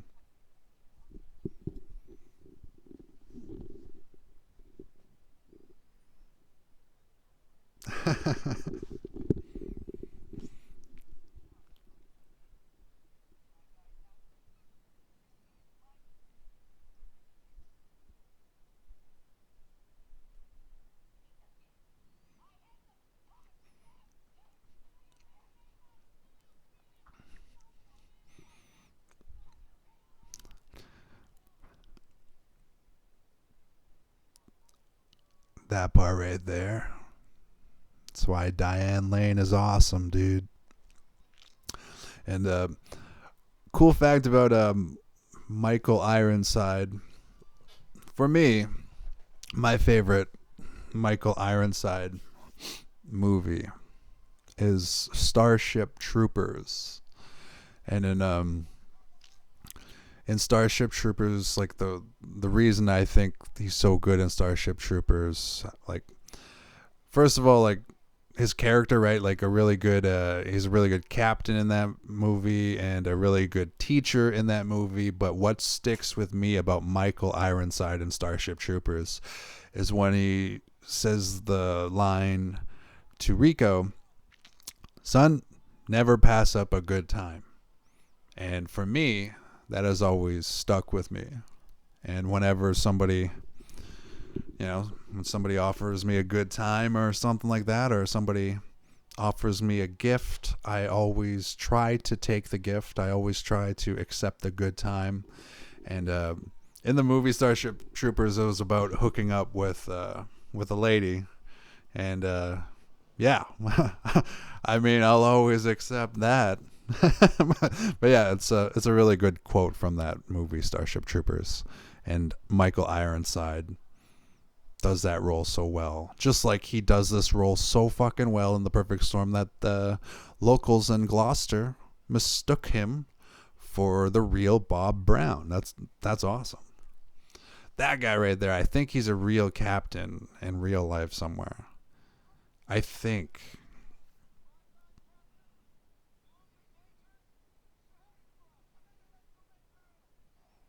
Hell yeah.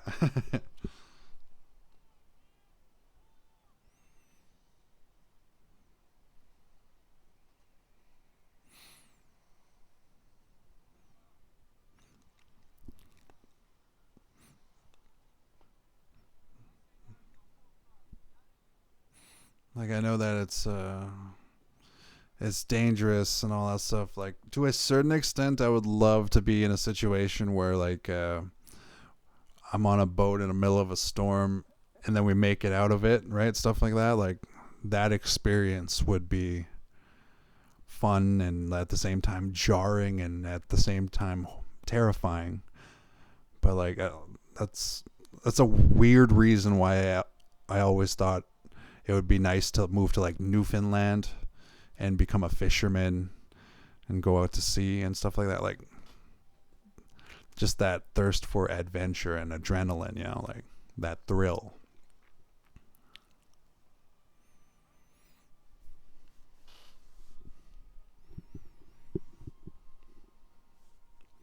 Man, that look of uncertainty that Fichtner and Payne give, so good.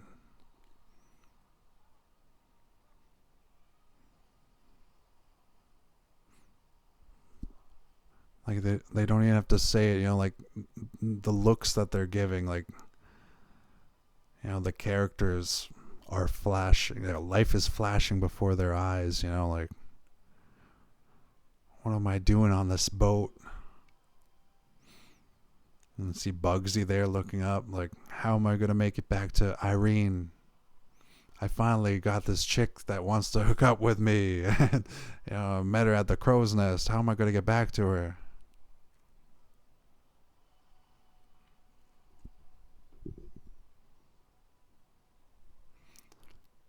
There's just so many levels to this movie, dude.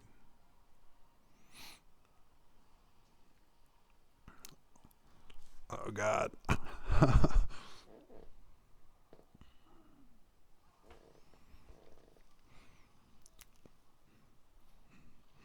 Man, that is intense.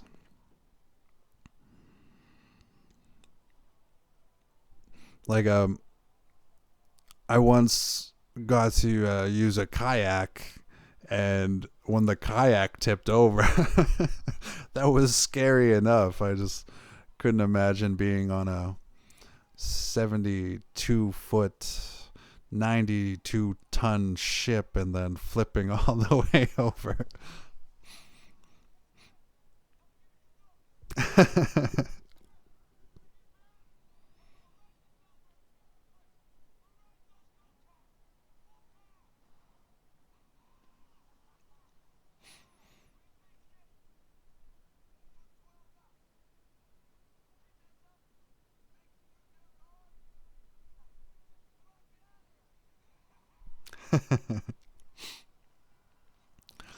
Yeah, the way the music for the Andrea Gail was plays that character of, like, you know, like, is it hope, is it despair, what is it, like, that moment there, that was hope.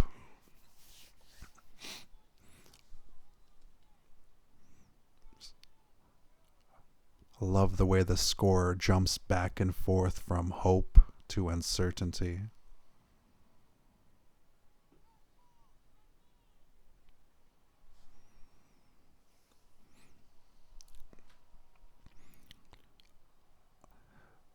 In 2030, that'll be the 30th anniversary of The Perfect Storm, of Almost Famous, and Gladiator. And I'll be 100% honest with you out there. Like, if Landmark Cinemas or, you know, Famous Players, if it's whatever, Cineplex, whatever it is, if they release a 30th anniversary of The Perfect Storm, Gladiator, or Almost Famous, I'm going to the theater. I'm going to the fucking theater.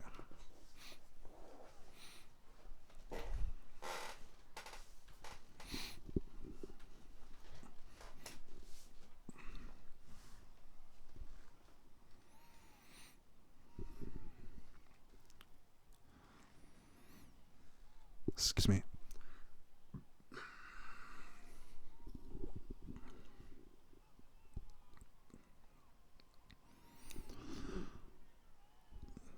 Yeah, the beauty of this movie is the human spirit to try to overcome adversity, you know, and try to come out on top.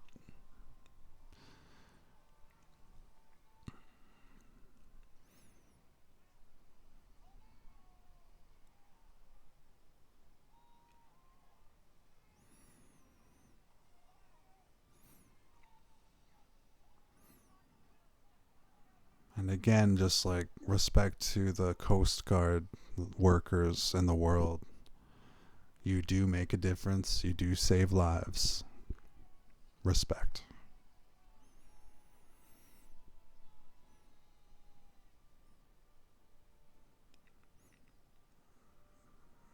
Poor Jonesy.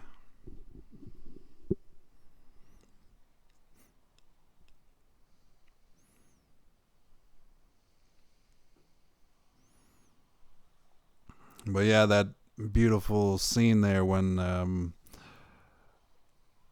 the group that the rescue workers saved, where they have to watch the rescue workers save each other and stuff like that. Like, there's something so like beautiful and ironic about that, because those people, like the people that they saved, were in like a safer place. Like, you know, being on the sea, they're still not safe yet, but the fact that they're safe while watching the people who saved them in that, you know, in that dangerous situation, that's beautiful. And then this moment here where they're in like the eye of the storm, like this moment of hope.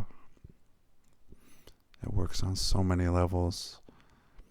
In real life, they say that the sea wouldn't be this calm if you're in the eye of the storm, because all of the sea around the eye of the storm would be affected by the storm itself, right? Like, but in the movie, for them to have that moment within the eye of the storm, it's peaceful at sea, like like for that like emotional depth of the movie, like that works. That I'm glad they have this moment in there, even though it's not accurate as far as that reality of being at sea in the middle of a fucking hurricane, in the eye of the storm. Like, it would be like the worst place to be if you're at sea in the eye of a storm.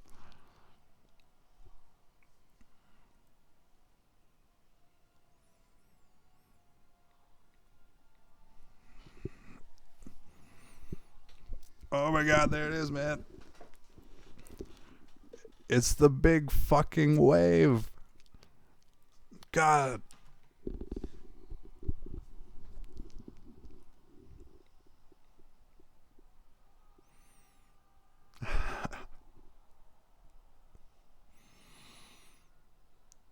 Come on, make it.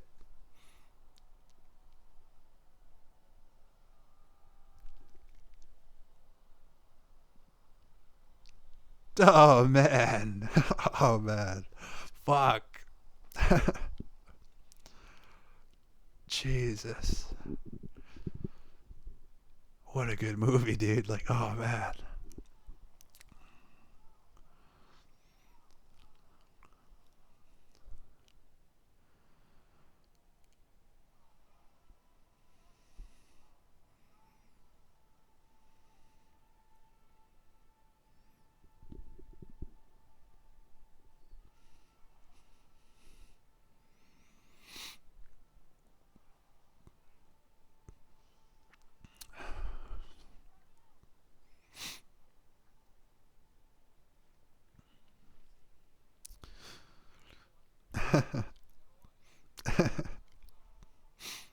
Man, that look of fear and terror on Fichtner's face is so goddamn authentic, dude.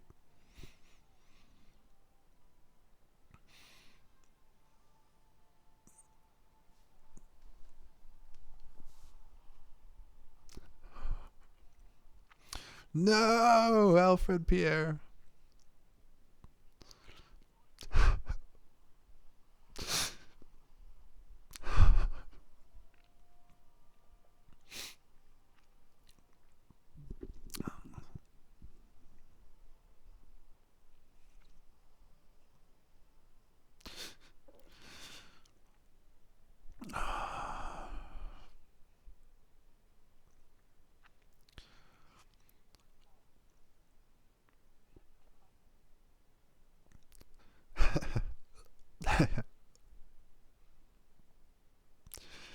They had to.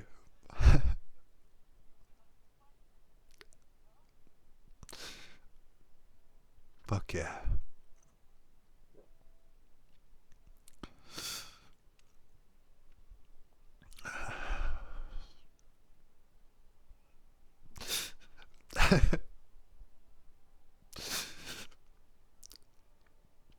God, this part's so poetic.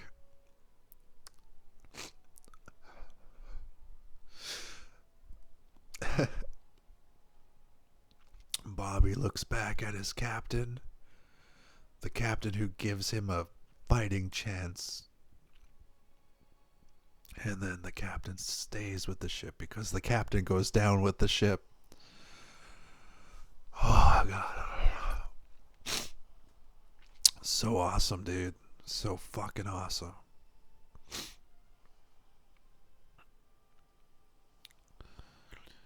And that fucking line that John C. Reilly said, "This is gonna be hard on my little boy." It fucking gets me every time, dude.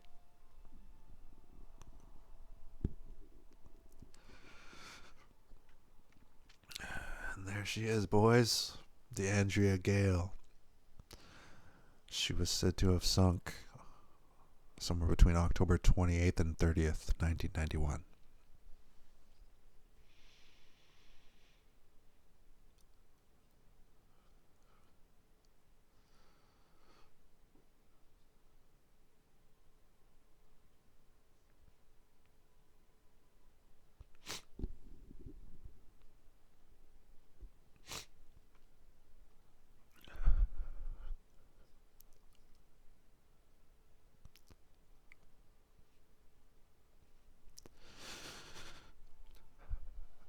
That's what it feels like, man. That's what it feels like, you know?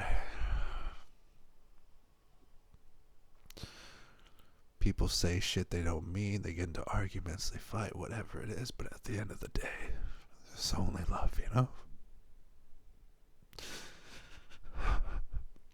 God damn. Oh, fuck. What a good movie, dude. What a good movie.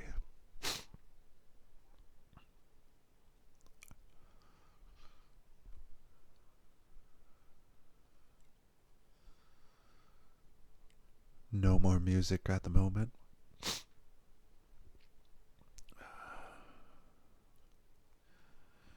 The guy at the beginning of the movie who decided not to work with Billy Tyne anymore. You just wonder what's going on in the mind there, like, you know what I mean? Like, imagine that's you, and you say goodbye, Billy, and then, you know, the ship that you're supposed to be on ends up sinking and everybody dies, and then, like, imagine what you have to live with, you know, like that feeling of, like, maybe I should have died on the Andrea Gail with people that were probably his friends there. Bugsy.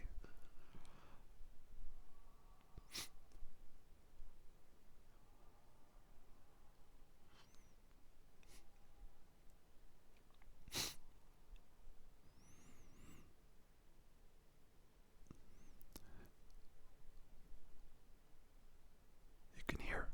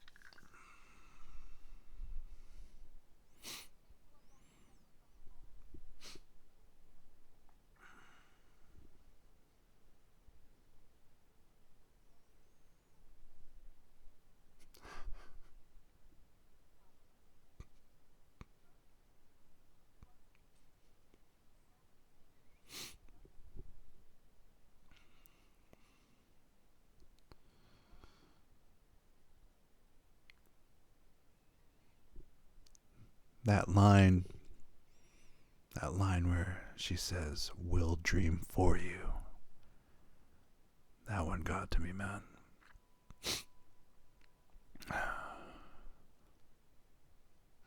There they are. The real ones, dude. The real ones. Fuck. What an epic movie, dude. What an epic movie.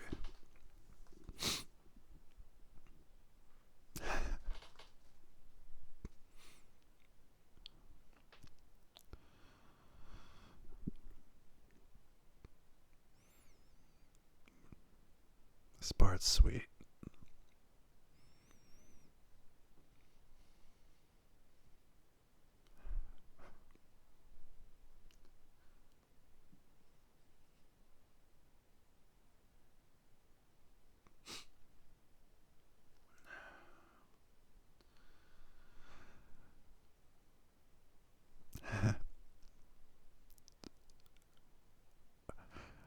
I love the symbolism of that part.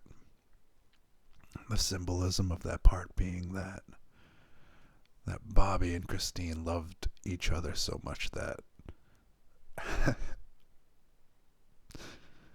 that they loved each other so much that Bobby didn't die alone, like her heart was with him.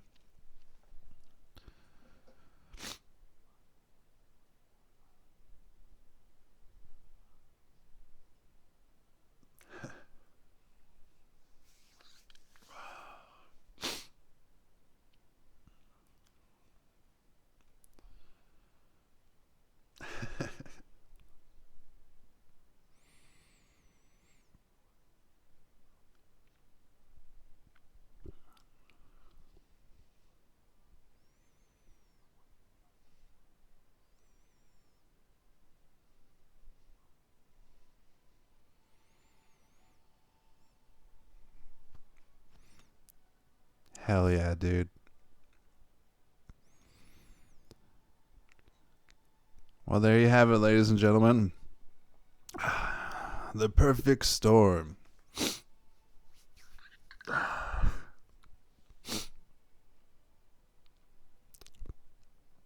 Perfect Storm. Year 2000. Directed by Wolfgang Petersen. Like, again, though, like the movie was like $140 million, made $40 million on its opening weekend, and then like just dominated until they made like almost like 2.5 times their money back. So it was definitely a box office success and just an overall just solid, absolutely fucking good movie, dude. And just, I want to say thank you to anybody who stuck with me this long and watched it with me. And just, like the real Andrea Gail was known to have sunk between October 28th and October 30th of 1991, which is why my roll, scene, and take are 91, 10, and 28. And yeah, like the Perfect Storm took about like 12 or 13 lives that week, and they're just like, oh man, and like just an epic movie overall. And just the way the Perfect Storm had, like, those 3 storms adding up to the Perfect Storm. Well, so too the filmmaker Wolfgang Petersen, the writer Sebastian Junger, the screenwriters William Wittliff, Bo Golden, the effects people Stefan Fangmeyer and John Fraser, and the music by James Horner and Clooney and Wahlberg and Riley and Fichtner and Hawks and Payne. Them playing Billy Tyne, and rest in peace Billy Tyne, rest in peace Bobby Shatford, rest in peace Dale Murphy, rest in peace David Sullivan, rest in peace Mike Moran, rest in peace Alfred Pierre. This has been episode 7 of Antisocial Commentary, The Perfect Storm, a film from the year 2000. I'm watching it, or I just finished watching it with you. If you stuck with me this long, thank you so much, ladies and gentlemen, if you stuck with me this long. I just finished watching it. It's November 27th, and it is William Fichtner's birthday, which is why this podcast is dedicated to William Fichtner. And, just respect to the legend and all of the good movies that he was in, and may he be blessed with more awesome and just great future roles and awesome movies, like I know he will. Live long and have a good life there, Mr. Fichtner. Respect. So there it is, ladies and gentlemen. The Perfect Storm, 2000, Antisocial Commentary, number 7. Cheers, love, respect. Cut. Thank you.